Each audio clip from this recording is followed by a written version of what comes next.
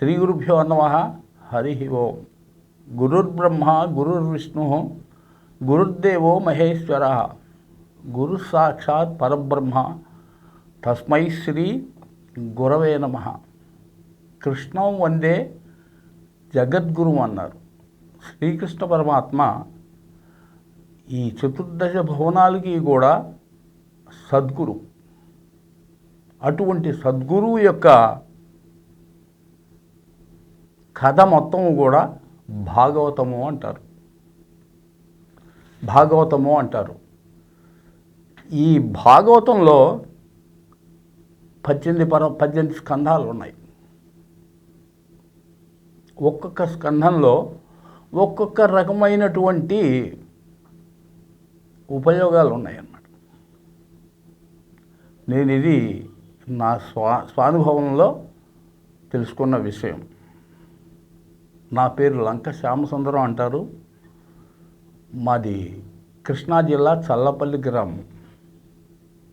మేము ఈ కార్యక్రమాలని చాలా చోట్ల చేసాం. మచ్చుకి తిరుమలలో 2 సార్లు చేసాం ఈ కార్యక్రమం. బదరీలో చేసాం, రిషికేశ్లో చేసాం, ద్వారకా తిరుమలలోనే ఇంతకుముందు ఒకసారి చేసాం 10 సంవత్సరాల క్రితం.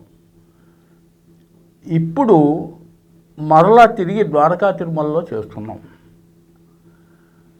ఈ యొక్క కార్యక్రమానికి ఏ నామకరణం చేసామంటే షోడశోత్తర శతసహస్రవార విష్ణు సహస్రనామ శ్రీ లక్ష్మీ అష్టోత్తర శతనామ స్తోత్ర పారాయణ సహిత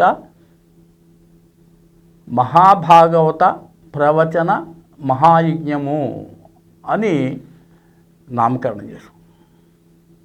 ఇందులో వామన చరిత్ర అనేది ఉన్నది. ఎవరైతే దరిద్రంతో బాధపడుతూ ఉంటారో ఈ వామన చరిత్ర వింటే వాళ్ళకి భూవసతి కలుగుతుంది. అలాగే ఈ ధనము లేక ఎవరైతే బాధపడుతున్నారో వాళ్ళకి కుచేలోపాఖ్యానం వింటే మంచి ధనం వస్తుంది.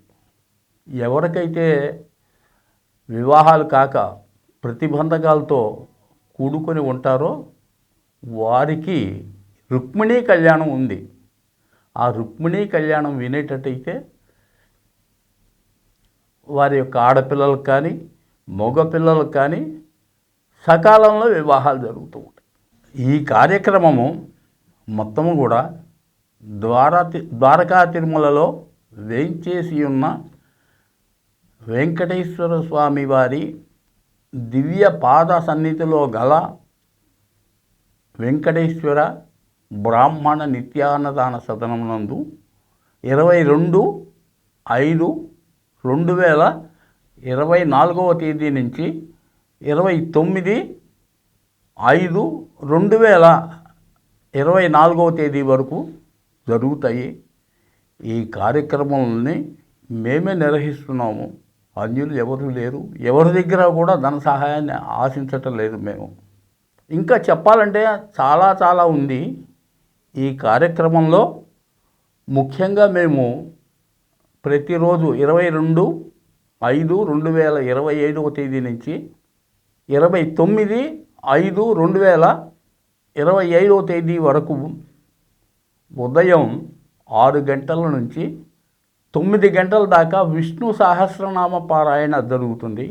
సుమారుగా ఒక 35 మంది ఋత్విక్కులు ఉంటారు. వారి ద్వారా జరుగుతుంది. తదుపరి బుర్రా భాస్కర శర్మ గారి చేత భాగవత ప్రవచనం 9 గంటల నుంచి 12 గంటల వరకు జరుగుతుంది. 12 నుంచి విష్ణు సహస్రనామ శ్లోకముల చేత హవనం జరుగుతుంది. సంవిధాద్య చిరువ్రీహిభిః చతుర్విధి హవనం కరిష్యే అని సంకల్పం చేస్తాం. ఈ యొక్క హోమం వలన వ్రీహి ఒడ్లు అనేవి హోమం చేయటం వలన ఈ యొక్క పృథివీ సస్యశ్యామలంగా ఉంటుంది. సకాలంలో వర్షాలు పడతాయి.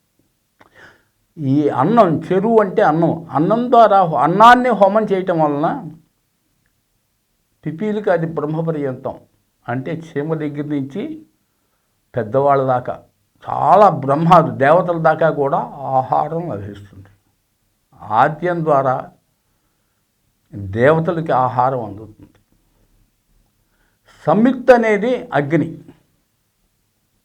అగ్నిని పుట్టించి అగ్నిలో సమిత వేస్తే జ్వాల వస్తుంది. ఈ అగ్ని చాలా గొప్పవాడు.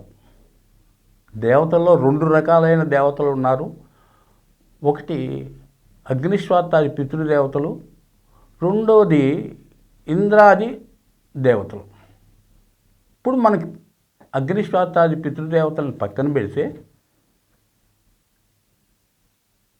ఇంద్రాది దేవతలు వీరందరూ కూడా ఈ యొక్క హవిస్సు ద్వారా తృప్తిని పొంది ఈ భూలోకానికి మంచి చేకూరుస్తారు. అటువంటి యజ్ఞము 12 గంటల నుంచి 2 గంటల వరకు సాగుతుంది ప్రతిరోజు.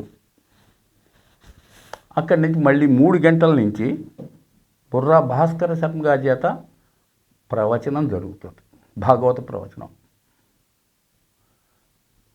ఆయన మంచిర్యాల చాలా బాగా చెప్పగలడు భాగవత ప్రవచనాన్ని. తర్వాత సాయంత్రం 6 గంటల నుంచి ప్రతిరోజు కూడా ఒక దేవతకి వివాహం జరుగుతుంది. ఒకరోజు వినాయక కళ్యాణం, ఒకరోజు రుక్మిణీ కళ్యాణం, ఒకరోజు పార్వతీ కళ్యాణం, ఒకరోజు రామ కళ్యాణం, ఒకరోజు స్కంద కళ్యాణం, ఒక రోజున నరసింహ కళ్యాణం.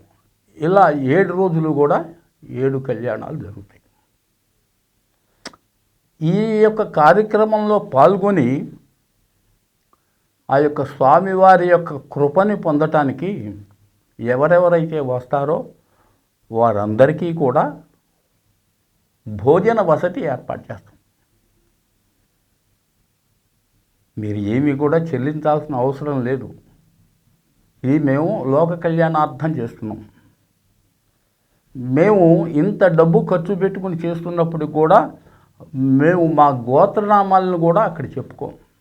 లోకాన్ని రక్షించవయ్యా పరమేశ్వర, నీవు తప్ప ఇంకా ఈ లోకాన్ని రక్షించేవాళ్ళు ఎవరూ లేరు, అందుకోసమని మేము ఈ కార్యక్రమం చేస్తున్నాం. కాబట్టి ఈ దేశం సుభిక్షంగా ఉండాలి.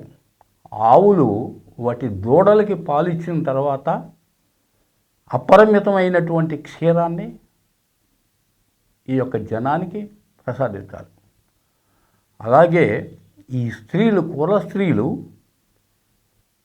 వేరు ఆలోచన లేకుండా వాళ్ళ యొక్క స్వపతులతో ఆనందంగా గడపాలి. అలాగే పురుషులు కూడా వారి స్వపత్నులతో ఆనందంగా గడపాలి. ఈ పృథివీ అంతా కూడా సస్యశ్యామలంగా ఉండాలి.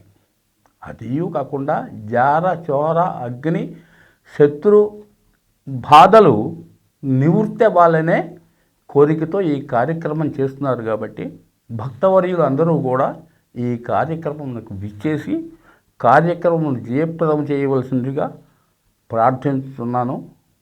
మీ ఆగమమే స్వామివారికి ఇస్తూ ధన కనక వస్తువాహనాలు. స్వస్తి ప్రజాభ్యా పరిపాలయంతా న్యాయేన మార్గేణ మహిష గోబ్రాహ్మణేభ్య శుభమస్తు నిత్యం లోకా సమస్తా సుఖినో భవంతు.